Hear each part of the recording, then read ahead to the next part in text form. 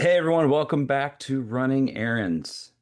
And today we have a very special guest. Our third child, our full of spirit from the start child, also one of the children of the Ahrens pack that both makes me laugh and frustrated at the same time. It's because you're the same human.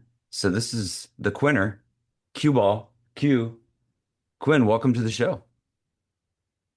He's the kid that was tall early, loud early, always happy, all in on just about everything, sports, stories, and lives life to the fullest. He's our adventurer and our entertainer. And although we have four, you qualify as a middle child, and so middle children tend to become creative problem solvers. Interesting. Relationship balancers. Does that mean peacemaker?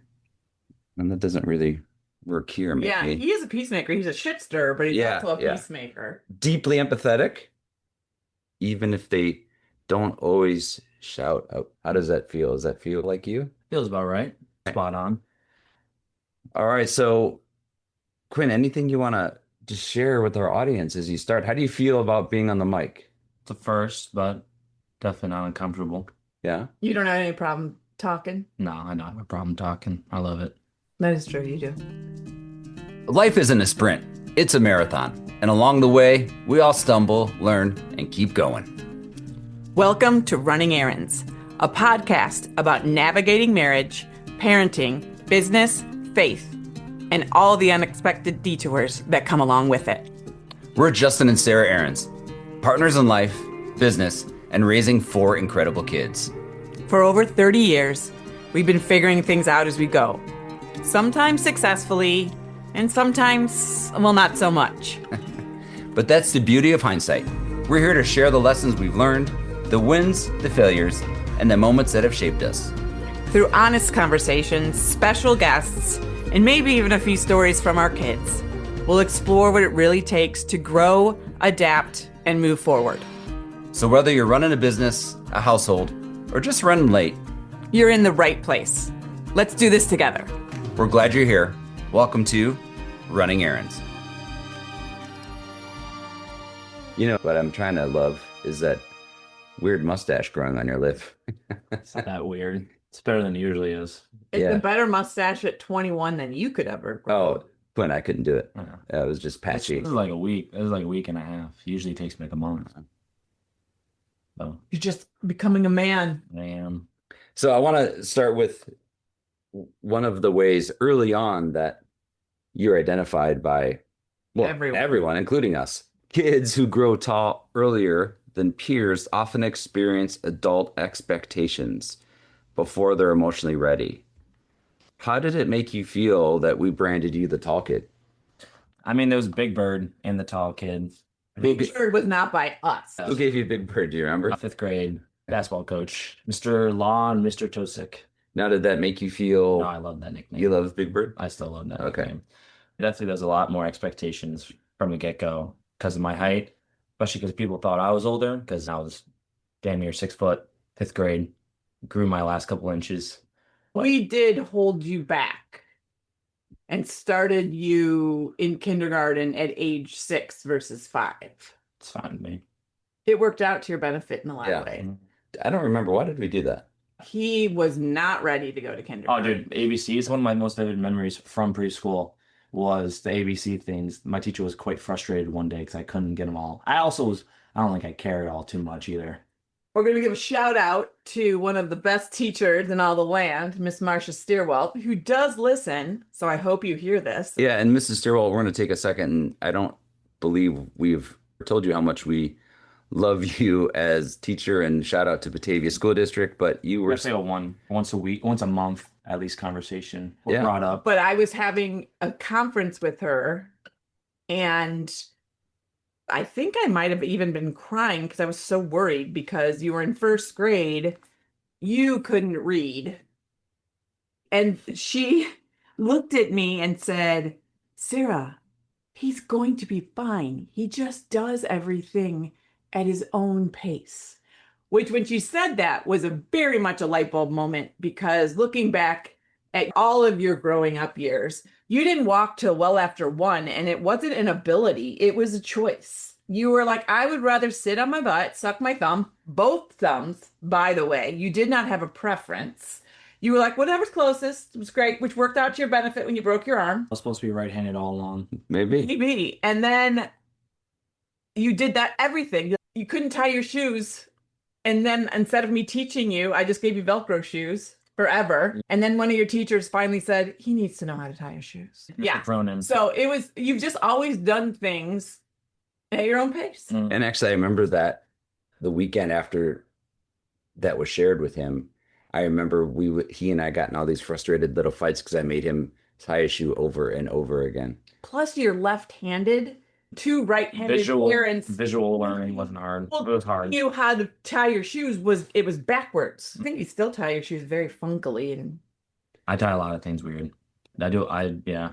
People still make fun of me how I do E's and A's. By the way, did you just make up a word? funkily. Yeah. Yeah, probably. It should have been funky, not Yeah. funkily. Yeah. Oh. We digress, but yeah, shout out to Marcia Steelwell, greatest teacher, affected both Quinn and Ava super positively.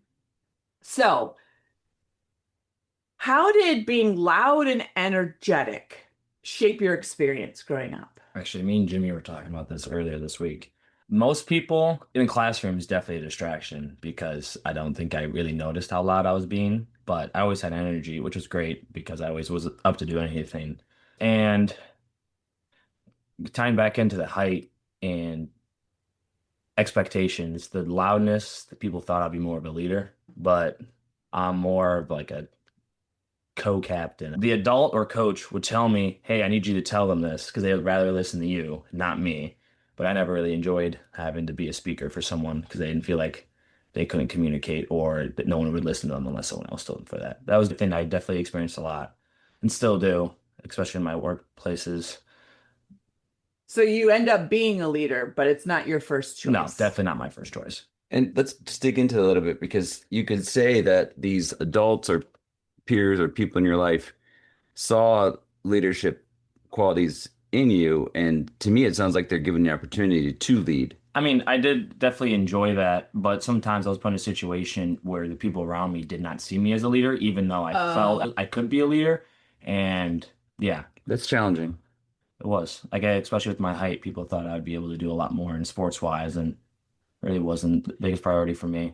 I know a lot of people would make fun of me because I couldn't dunk in 6th grade, even though I was 6'2". That was a huge thing. Really? Yeah, huge.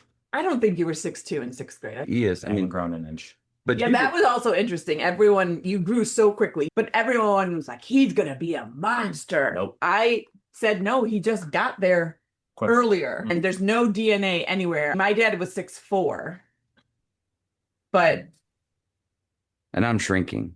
that's because we're old. Yeah, We're not shrinking, we're compressing. Mm. that's right. But you can dunk now, to be clear. I can still do it.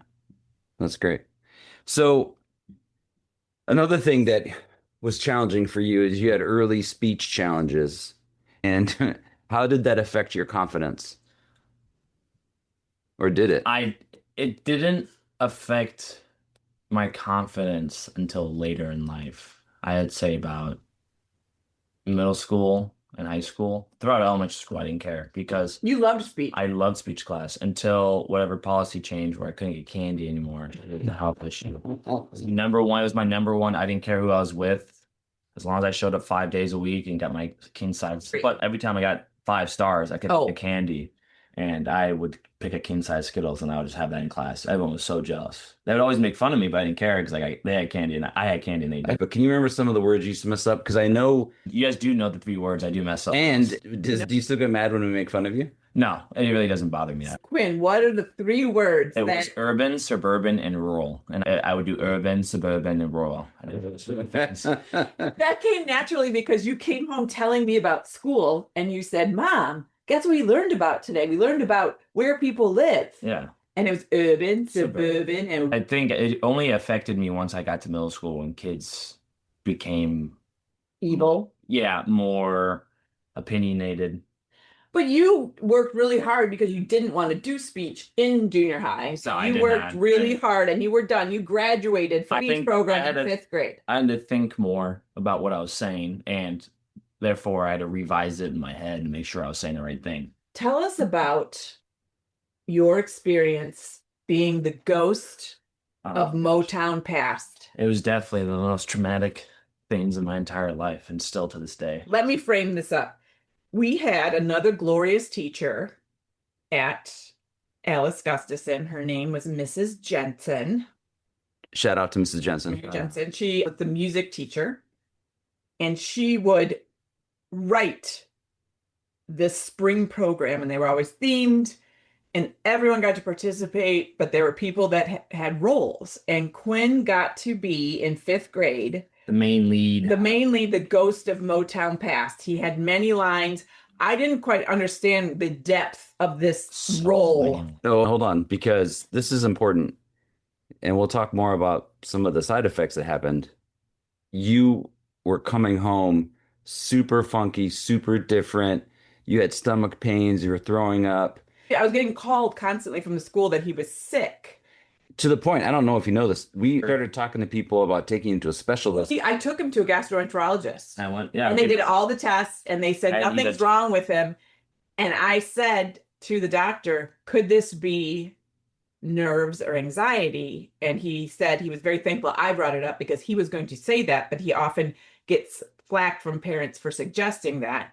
Well, full circle, he finally confesses to us that he is so stressed. Hated it. And we got stressed for you because it wasn't until you admitted it that you showed us all the lines you had to memorize.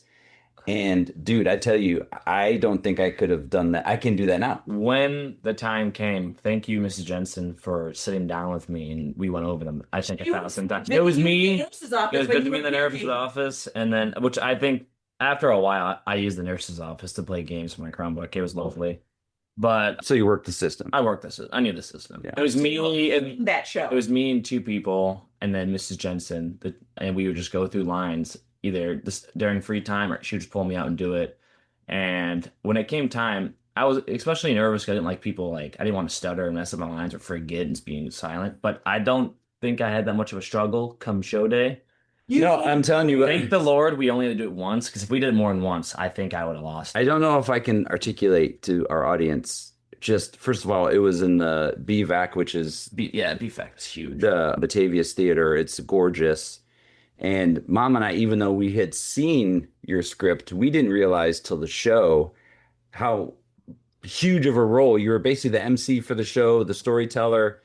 And You even had some dance time, not solo, but you were there dancing. and to this day, people in our family that went to that will still bring that up about how awesome that was. I was very proud of you. And also, the reason I was proud of you, I've always wanted to do that. Never want to do that. I never wanted to do. So you didn't get the acting bug. No, I did not. That wasn't a thing I contracted. How did it feel to do the play with Ava as well? I don't know that much. It was. Okay. I was more focused on me not screwing up. And you didn't. I didn't. You did a great job. So there's a little walk down memory lane. Yeah. We're going to be doing an episode on medication, the myth, the stress, how it's impacted our lives, and how Mom and I had some bias towards it, or I did in the beginning. I'm so grateful for our doctors now. But how does your ADHD affect you both positively and negatively today? If we're going off the characteristic of that, I'm always energetic. My ADHD has definitely been a great thing because it's never really held me back. Like when it comes to focus and stuff, I guess that's that I wouldn't say issue, but a thing that does come up from time to time. But when it comes to basketball, football, anything, I never had an issue. Luckily, those things were quick changing things. I didn't have to focus for super long and constantly changing, which was awesome for me. It was very something that my brain and I liked. But I would say nowadays, I really noticed it this year. If I don't have or do not take my meds, I become sluggish or not forgetful, but definitely do not have a linear path to complete stuff. But when I am on it, is definitely more linear. Tell the audience, tell the listeners, what are you doing right now? Where are you going to school and what do you study? I am a mechanical engineer at North Central College. I do really enjoy the program and the people around me. Especially the teachers around there are just awesome. They're all very eccentric and awesome humans, but everyone's unique in their own way. And that's just really nice for me. And some teachers help me with my brain, but how they teach is nice. And there's some people who are a lot smarter and sometimes aren't the best explainers, which is also fine because I can get around and I have a good support system around me to really get locked in and focus on those things. To be clear, just really quick, you, although you had ADHD and had trouble focusing sometimes, you had great grades in high Yeah. school, did Yeah. very well. And obviously, North Central engineering program is not easy. No. My point is sometimes when people think about ADHD or taking meds or whatever else, it's both things can exist. In some ways, it's your superpower. Yeah, it definitely allows me to multitask a lot easier. Especially, I did try something where if I could write a paper on it and write a paper not on it. I think when I was on it, I finished the paper quicker. But when I wasn't on it, I finished like probably 10 assignments while working on a paper, which in my opinion is a lot better than one assignment. So it's one of the questions we asked Ava. How are you different from your siblings? I guess the one thing we all have been similar was injuries. I would say that when it came to sports and how we are, that definitely contributed to a lot of things that happened. And I guess they all never really want to follow through to the next level. But for me, I'm not tooting my own horn, but definitely I like the more gritty part. I think my favorite basketball player was Dennis Rodman for the longest time. I love, as much as I hated not getting 10 points, and as much as my dad didn't like me scoring as much, and I loved getting rebounds and I loved getting down on the ground. I didn't care if I got fouled out. I loved just getting down and dirty with helping my team win. That was definitely something I definitely enjoy. And I've definitely had, pardon my French, the shittier side of jobs when it comes to doing things. I definitely pick a great line of work when it comes to summer jobs and working often. I'll say that. But So you're saying you're a grittier, harder worker. not saying they aren't hard workers. They're all hard work in their own aspects. Ava is definitely, when it comes to school, is a way better hard worker. Well, let's just talk about you. No, I'm saying, but yeah, I definitely would say when it comes to more physical things, I feel like I'm physical. There's of all of the kids, we never had to ask you to go practice anything. You were already doing it. And you played pretty much every sport, lacrosse and track and basketball Okay. and football, soccer. What sport did you love the most as a kid, and what sport do you love the most now? Okay, as a kid, I definitely didn't have a favorite. I definitely enjoyed the camaraderie, yeah, of practice. So I definitely had no issue with that. Basketball wasn't my favorite until eighth grade. I think that is because they thought you should be better. Football is definitely one. Oh, you can't catch. I couldn't catch. I wish I could. That would have been great. If my career changed to be a receiver or a tight end, I would have loved probably football even more. But same time, I loved playing D-line. And then basketball, like layups were my issue. Rebounding was never an issue. Defense was really never that hard. I did foul a lot. Soccer, I definitely did not enjoy. Lacrosse, didn't enjoy. Track, I actually did love. I think that was definitely a beginning, was running to start in, I think, sixth grade. Fifth grade, track me Oh, you guys been down state and junior high for track? That was twice. You're saying, if I can put it all together, when you were younger, you loved being with the team. It wasn't No, it is, merely yeah. the sport. I loved being with my friends at practice. To this day, that was definitely a focus with college football. I mean, you hated summer camp. Summer camp or college is a different beast than it is in high school because you're on campus. You're always with the coaches. It's never, oh, the class is over, practice is over. You get to go home, see your parents, and cry how much it was. But no, it was miserable. And I think I have a very strong group. It's whittled down now, but I only need those couple guys. But no, it was definitely those guys got me through. Same with basketball. I didn't like my junior year of basketball, but I liked the guys. I wanted to finish it off with that. And then football, college football, I had three great friends who got me through it. And then the whole team was very enjoyable to be around.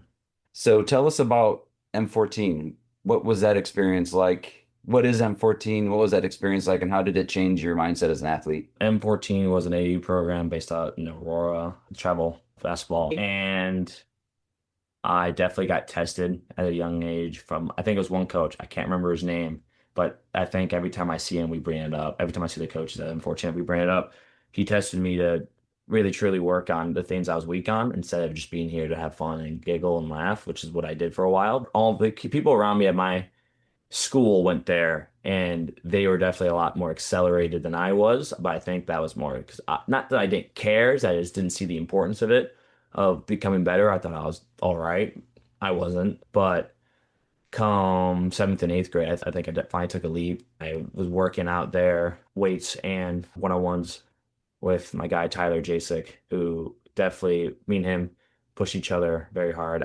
It wasn't Andrew Coach Gallo, which is main guy. He said it wasn't a good one-on-one if we didn't leave bleeding or chipped tooth. I think Jasek chipped a tooth. I've chipped probably a handful of teeth, cuts all over my body. I remember picking you up one time from practice, and you and Tyler both had bloody faces. Oh yeah, I think I had one of us got a bloody nose, like bit my cheek and my front lip. It was terrible, but I loved it. And the trainer hated us because she would always put her in so much anxiety.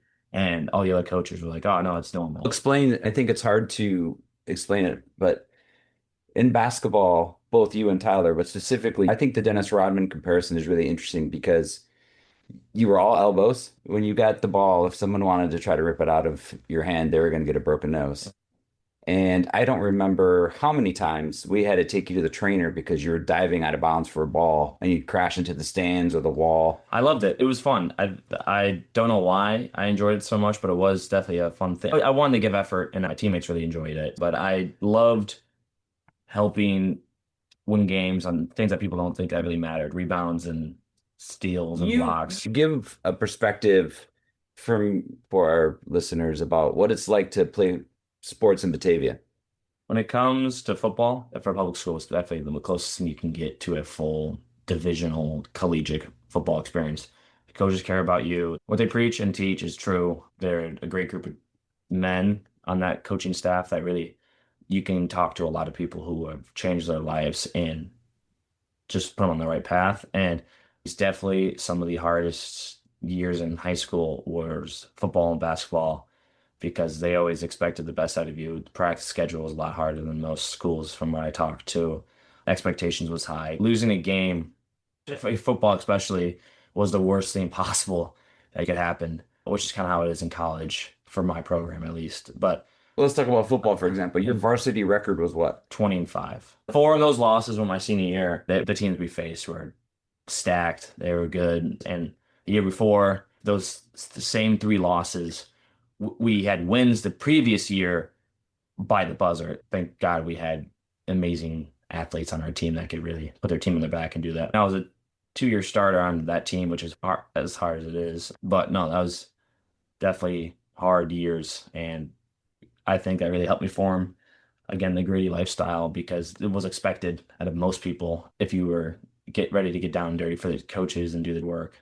Everyone, not just me, definitely gave you playing time. Let's talk about something your class and your team and the coaches actually felt like a gift to Mom and I was your senior year when you went to state and played in the state playoffs. Mom was Sarah, you can explain a little bit. She was the mom MVP. And that was VIP. It was VIP, very involved parents group. There we go. And I ran that for your junior and senior year with the help of a lot of people.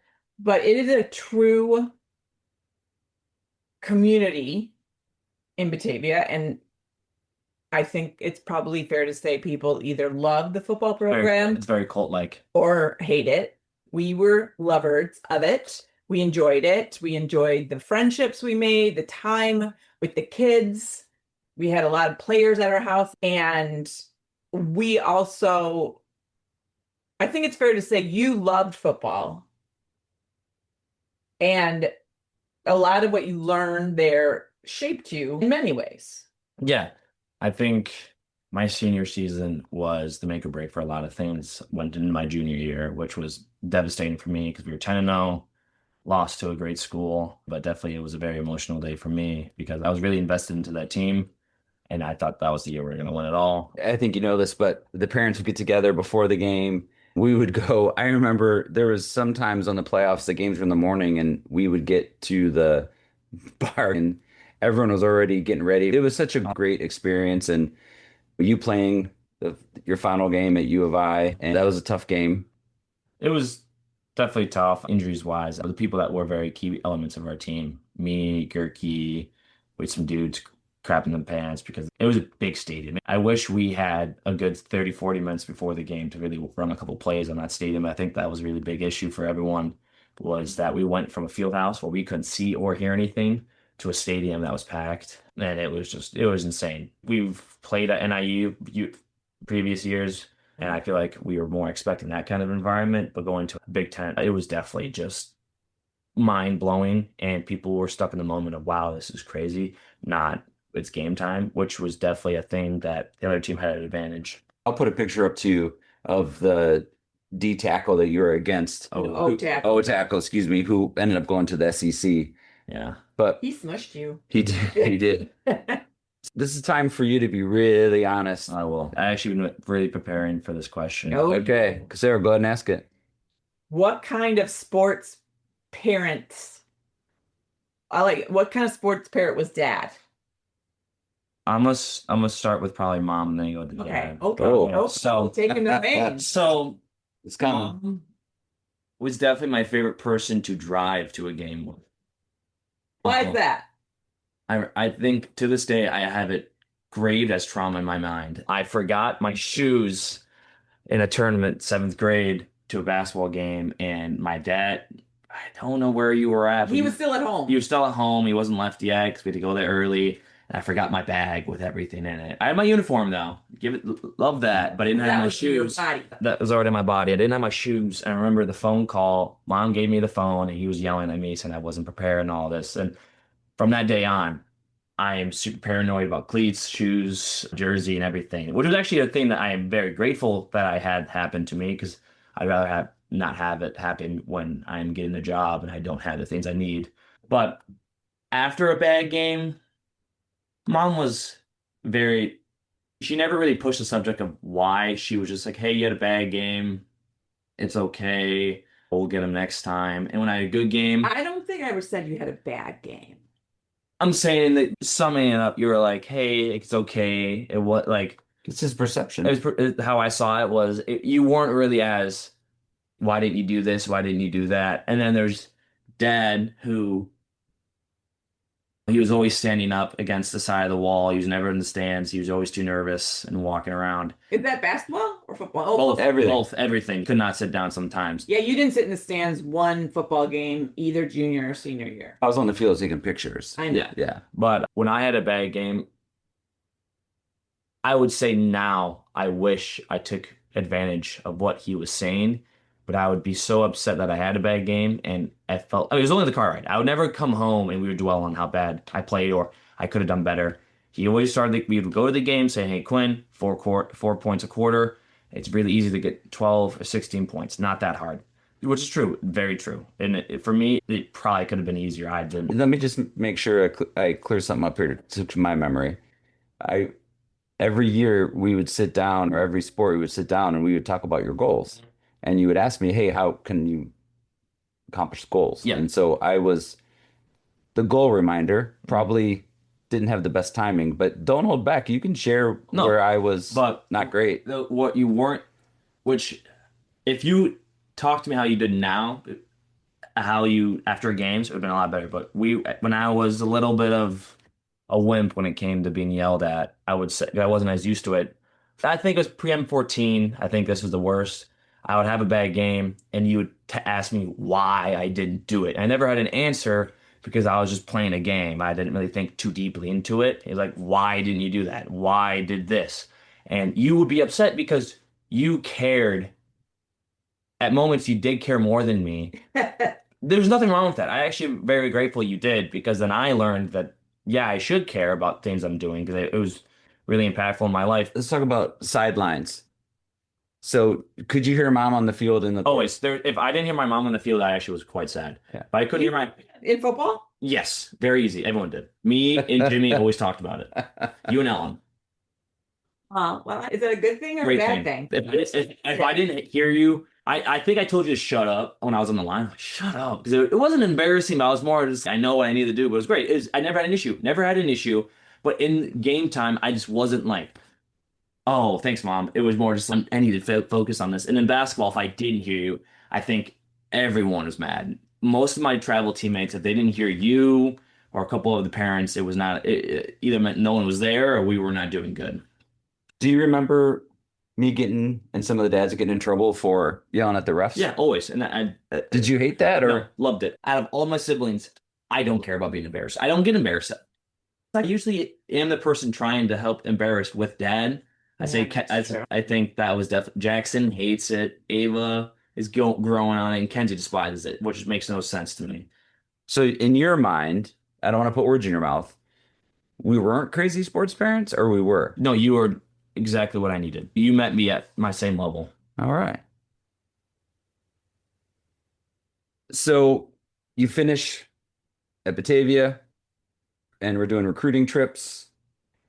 What were those like? Where that was hard? Because I know you and I got in a couple fights in some of the recruiting trips. I feel like after losing at state, I had what most people in high school had. It was just like, oh, high school sports are done. I just want to be a NARP, a non-athletic regular person.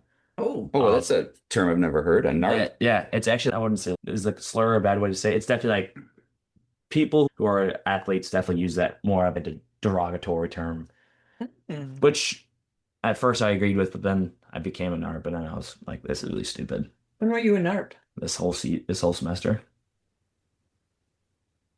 That's because you were injured. But Yeah. anyways, Oh. what was recruiting? Recruiting was awesome. I had Jimmy with me at pretty much every recruiting visit, which love him. Definitely one of my greatest dudes. But I was just burnt out at football. I think from sophomore to senior year, I probably had a couple months off total. Actually, that's not even true. I had probably like 2 or 3 months total off of just nothing. And I was so ready to do nothing, which I think came with the end of my senior year. I didn't have sports to play. I was doing track, wasn't doing basketball, and I just became addicted to the feeling of nothing. And it led up to issues I had going in my freshman year. But the recruiting, I actually loved seeing. I loved Hope. Hope was definitely a college I really loved and wanted to go to, but I knew I wouldn't be able to do it. Too far away. As much as I wanted to be far away, that was just too far away, and just I didn't have the supporting. I just don't think I would. In my mind, I told myself I wouldn't like it there. And then Dartmouth. I think overall getting to see every campus and seeing how it looked, because all I've ever visited was ISU.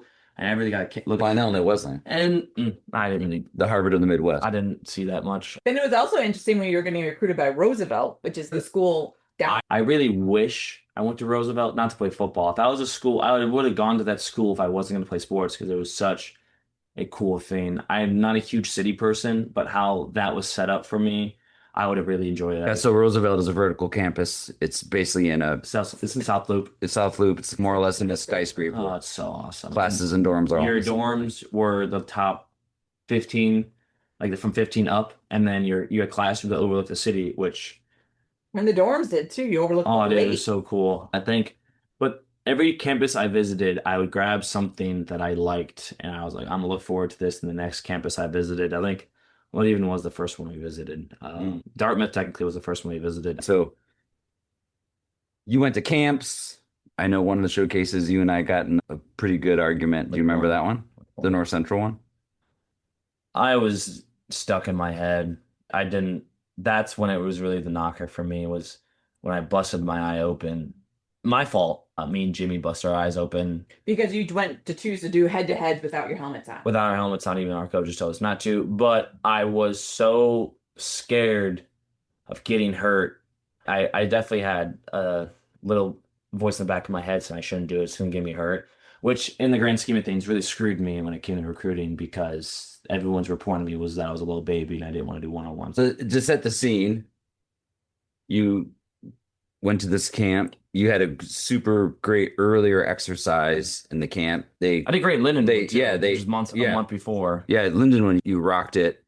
And then they picked you to go up against the number one offensive lineman at the camp. Uh-huh. And a bunch of D1 coaches were standing around watching you. I was calling mom, giving her a And play-by-play. I just said I And couldn't do it. you said you wouldn't do it? I definitely a great regret of mine. I was scared. I think I was more scared of screwing up because I was like, I'm going to screw this up in front of everyone. How could I have supported you better then? That was all personal. I don't think anyone could have helped me. I think I had to figure that one out. And I did. I figured it out later on. But I think there's nothing getting me out of that situation. You picked North Central. You played A full season, the longest season of my life. Yeah. I loved it. I think it was the only time I've loved every single second of a season.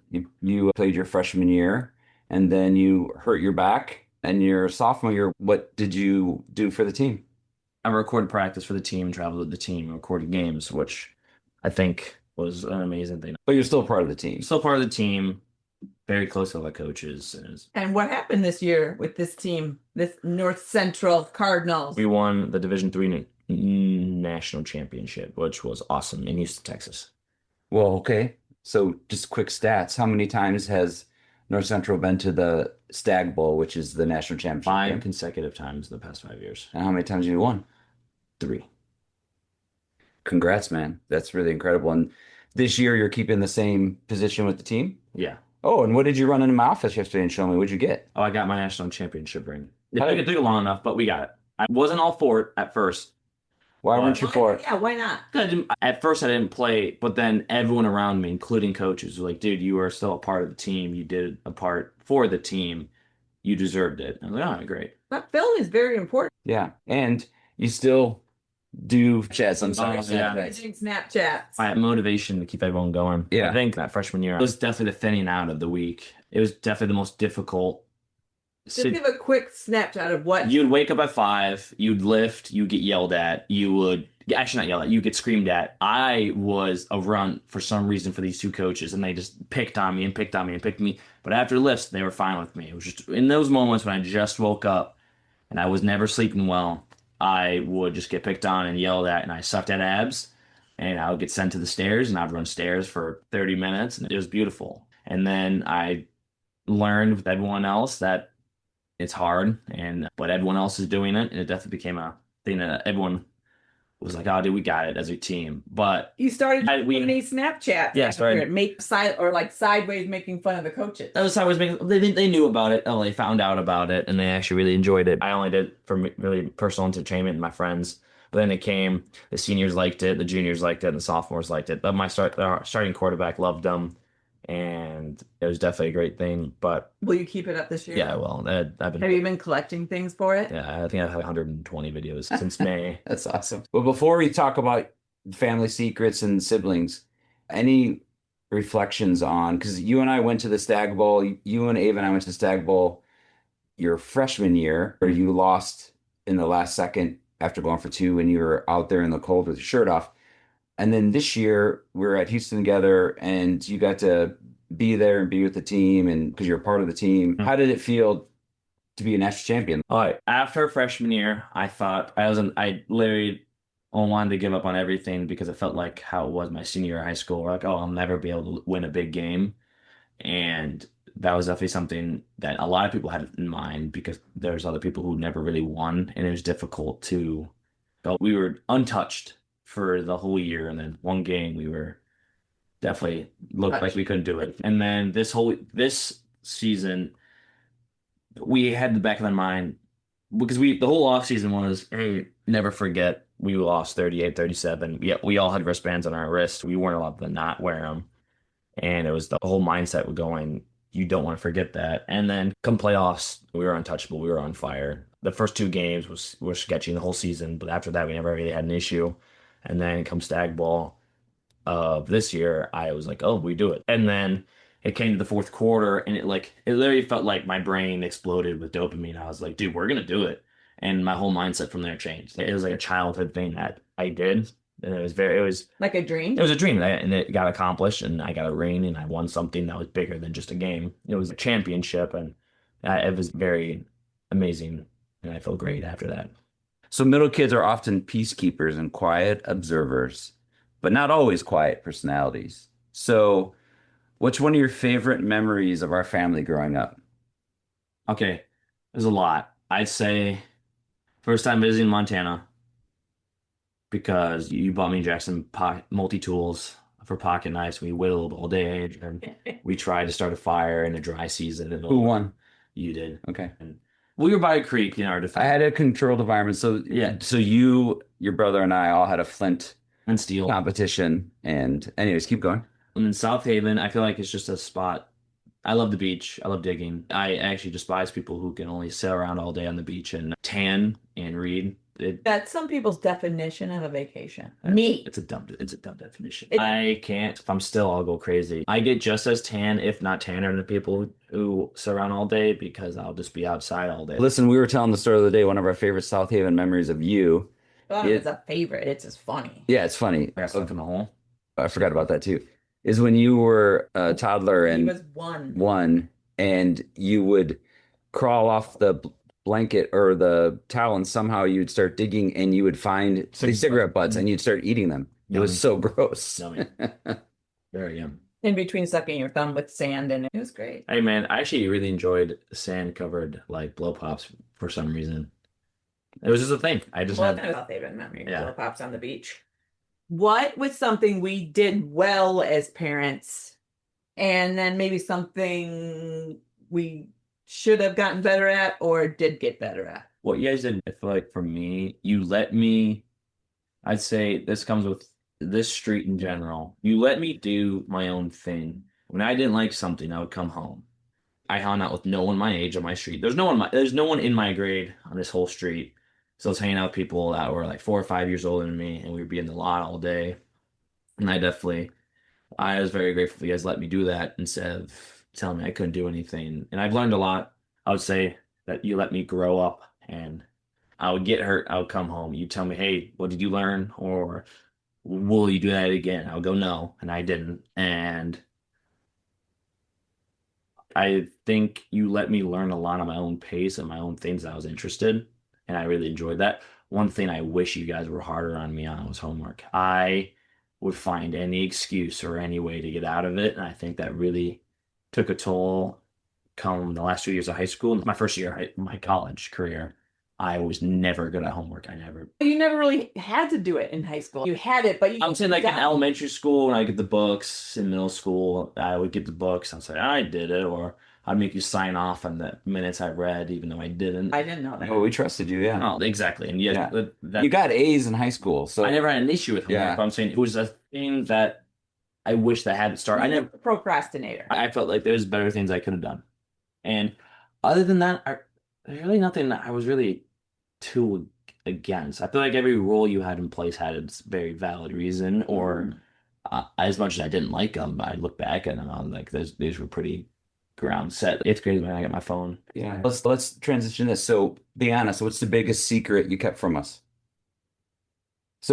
Biggest secret. So I know Ava was saying that she worked the system with the phone by if we got our phone taken away, she'd use our iPod. What did you do any of that stuff? You did, because I found your got old caught. phone. I did that. I don't know. I really didn't like bending the rules too much because it did give me a lot of anxiety, and you would usually fess up or just not do You it. got busted. I got busted a lot. I'm like, I'm done with it. If I got busted, I'm like, it's not worth it. I knew everything was Jackson was doing. I knew everything was Kenzie was doing, but I never shared information between the three. Even Kenzie, depending on what Kenzie asked, but I was the vault, and I loved being the vault, but I hated being the vault. Like, Ava would be like, don't tell mom. I don't care. It's not that big of a deal to me. Or Kenzie's, don't tell mom, or don't tell dad. I'll never like you again. I was like, oh, great. Oh gosh. There's good, so you manipulate each other. Did you ever have a secret that you told your siblings to keep from us? I feel the top of my head. Like, seriously, I don't really. You guys really caught me with everything. True. Probably true. So we heard the rumor that there's a sibling group chat, Snapchat Yeah. about us. Not about you. We're S and J's offspring. And what is in said? Snapchat. It's never really a ranting spot. There's one we do rant a lot. It's me and Ava, Kenzie. Jackson's not involved in many group chats. That's more because he doesn't. But you're ranting about us as parents? That's Just- never me. Okay. That's usually The others. the others. Actually, me and Jackson. If we rant about you guys, it's more of we understand that You're you. being so political. What do you mean? Let's talk about this. You're home now. You're gonna commute from home. Yes. What's it like being home? As much as I hated living with Jackson, I definitely do miss that. Having my own room for the first time since fourth grade. I definitely lived alone when Jackson was in college, but I never had a room dedicated to myself since a wee baby. And even when I was alone, Jackson would always be in the same room with me. I definitely, So, best sibling drama that you remember? it's definitely got to be the whole drywall era. We broke so much shit in this house, and we kept it secret from you guys for so long. We actually, that's probably secrets. I broke a lot of things in this house, and just out of frustration, I would never talk about it. Like that hole that I realized was covered by the Michael Jordan poster. That's you punched the wall, didn't you? It was a conversation me and Dad had, and I didn't like the outcome, and it wasn't like, I think I was asking for something, I really wanted to do something, and then you were not in the right headspace, and I couldn't read the room, and I was pressing you against it. Shouldn't have pressed you. It came to a point where we screamed at each other, and I just came up and slammed it. I literally just go, I can't believe I just did that. And you did it with Michael Jordan. Yeah, shout out Michael Jordan. Still hanging up. Okay, we have my drywall next to my old bed that Gronk broke. Jackson broke the one on his bed. I destroyed that dresser. When I wasn't communicating how I felt with you two, and me and Dad were constantly battling with each other, I destroyed that dresser. Everything about the old armoire, completely destroyed that thing. One of you two walked in, opened the dresser door, and the dresser door fell off. And I was like, there it goes. So the listeners, I mean, we all know this in the family, but you and I are pretty much the same person. We are. It wasn't the fact that we didn't like the fact that we were the same, is that we knew we could get each other riled up, and we would get riled up to the point where we would be bumping chests like bucks, and it caused me a lot of stress. Caused everyone a lot of stress. And this is one thing I will say about you, Mom. How you respond to me and Dad quarreling is a terrible response, because it always either escalates, or me and Dad will just be like, we'll look at each other. Like Euchre, for example. Okay. You think that me and Dad are truly angry at each other. There has been, like in Washington, D.C. last year. It wasn't that bad. We talked about it. How Dad got up and got away wasn't the reason I got upset. It was you and Jackson. It was Jackson going, look at the little shit did it again. And then you were like, you guys always do this. For everyone to know, so we're a competitive family, like playing games. And when we play euchre, I can talk trash beautifully. Quinn cannot talk trash beautifully. He just gets me riled up. And That's not trash talk. And I've learned, if it gets to a certain point, we're on summer vacation last year in Washington, D.C. I got up and walked away because there was nothing that I was going to say that was positive. But let's tell this really quick story. Basketball. We were playing basketball, and I think this was the first time you beat me one-on-one. Finally lined up with each other that it wasn't a clear Dad win. You could have beat me for years before that, but I just had the mental dad edge on you. But I remember we were playing this game. I'd hurt myself a little bit because I was going after you. And then you went up to dunk on me, and I grabbed you midair and threw you in a tree. Do you remember that? Like a pine tree. Yeah, pine tree. Yeah. I was so unbelievably angry, and then I walked away. When you came inside and fell on the floor, and I looked at your leg, and you had popped your hamstring. Oh, that's right. That's right. Yeah, bruise in the back of your leg. Yeah. The thing is, now if that does happen, when we do get angry at each other in the moment, I'll be heated. But like, I look back on it like a couple minutes later, I'm like, we don't play. I can't. We do. I can only play horse. Yeah, but I'm saying like in euchre or anything. I'm saying euchre when me and Dad do play now. Post Washington, we realized sometimes. I'm not saying you escalate it, Mom, but we understand that. No, I'm not saying you're giving me any blame. I'm finishing my sentence. Me and Dad realize that we stress you out. So we look at each other. Usually it's a really shitty, smirky glance at each other. We're just like, I am going to say this. Mom's not going to love this. Agree or disagree, Quinn. There are times you and I are messing around with each other. We're not at all mad. Nope. There's no, and Mom escalates it because she's, guys, don't start. And then I take issue with that. I don't escalate anything. I'm telling you that how you are behaving is not my favorite thing to be around. Well, I understand, but you bring this energy into the room where we're just like, we're not mad at all. I'm saying you take it a step above, and then Jackson follows suit with you. Whoever's playing with us usually follows suit with you. They're being jag-offs, or they're being this. And then me and Dad would be like, we're not. Where's Josh with each other? like whenever like we'll be like like snarky comments that you might not like, use language you might not like, which makes you think we're doing a lot worse than we are, but we're truly not. I will agree to disagree with you on all of that. So, do you feel like being in Ahrens has helped or added pressure? Absolutely helped in life. In all the fields where I've worked and families I've met in football work and everything, I definitely feel like we have the most unique family that I've met when it comes to overall dynamic of how close all of us are. Me and Jackson are closer than with each other than we are closer with our siblings. I say me and Abe are pretty close. Me and Kenzie have our moments, but I'm saying, especially as parents, you guys are a lot more supportive and amazing. But in Ahrens has definitely been a great thing because including with my girlfriend and my friends' families are all insanely different. And when they come over, they're like, it's actually a nice step back from everything that's happening, which is what I love. I love hosting for that reason because it's nice. It like, takes off the edge for some people. But when it comes to sports, I would say the Brew Breaker and Aaron's part, definitely because people know dad, or people know mom's siblings or your father. And Oh, what about mom? She's in the Hall of Fame at Canelan. Not. Or you were a record holder at Canelan, right? I have some records. that's what I'm saying. Yeah. Everyone's, oh, you're a brew baker, aren't you? And I go, yeah. And that's all we could tell. And I've had that. I've had that at AU tournaments. I've had that at football. I've had that at everything. And people know dad. And then it's definitely been a great, like everyone recognizes me, which is awesome. And it's a great. I'm very proud to have that last name. Okay. All right, you're in the quick fire, Got it. and we will add to this. So you just got to be ready. Just respond. Sarah, you start. One word to describe your teenage years. Douchey. Be nicer to yourself. But I think that's fair. I feel like I was going through 3 different things, and I feel like that's the most. okay. One thing you want your future kids to know about you. I've changed in how I think, but not how I act. Okay. Song that feels like your life right now.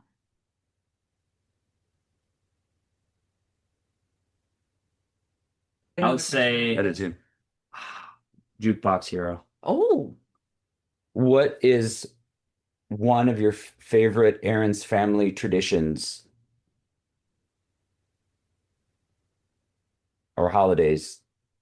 Thanksgiving's definitely gonna be when we host Thanksgiving. It's definitely my favorite. I think as a holiday tradition. Oh, Elf. Elf is definitely my favorite tradition. Everyone makes fun of me for my tradition, but I love Elf. if you had to choose that you could only keep one of these two things in your life, which would it be? Anime or Legos? Yeah. Anime. You could give up Legos? I give up Legos. I feel like anime is a different kind of art form. I enjoy it more. Okay, great. Just tell us really quick a memory when you think of mom or dad, one for each of us, that will always stick with you. The hot chocolate run from mom in Chicago. I definitely was a very awesome experience for me. I really enjoyed seeing mom being happy. And then dad, it's definitely when we were in Carolina, when Jackson pulled his shoulder out of socket. For some reason, I did not know. I know dad was angry in that moment, but I felt like that whole time it wasn't. Everyone was there to back you up or help with you throughout the whole rest of the trip. And I felt like it was just overall, it wouldn't be a trip without something happening. I Yeah. felt like that was Just for the listeners, I'll give you the snapshot of this. We were kayaking and Justin needed some help out of his kayak and he asked Jackson to help him. And Jackson pulled before Justin was ready and dislocated Justin's shoulder and ripped his pec muscle. And when I hit the dock, all I remember is feeling the sharp pain and then looking and seeing Quinn dying laughing. I wasn't even on the dock yet. I was kayaking around, still kayaking around, looking at fish and stuff. Quinn, just so you know, this won't be the last time on the show, but I want you to hear me say, I am so very proud of the man you're becoming. Mhm. And I know we talk about sports and everything, and it might seem there's more value on that than there actually is. I just love the man who you are. I'm Appreciate proud to be your dad. Appreciate it. And you've always been full volume, full energy, and full heart. And thanks for sharing all your stories. And I look forward to seeing what your future holds. Thank you. One quick question. How do you like mom and dad having a podcast? At first I wasn't the biggest fan of it. Why? It's just, I don't know, everyone has a podcast now, but now That was how I thought. I didn't know what it was about at first.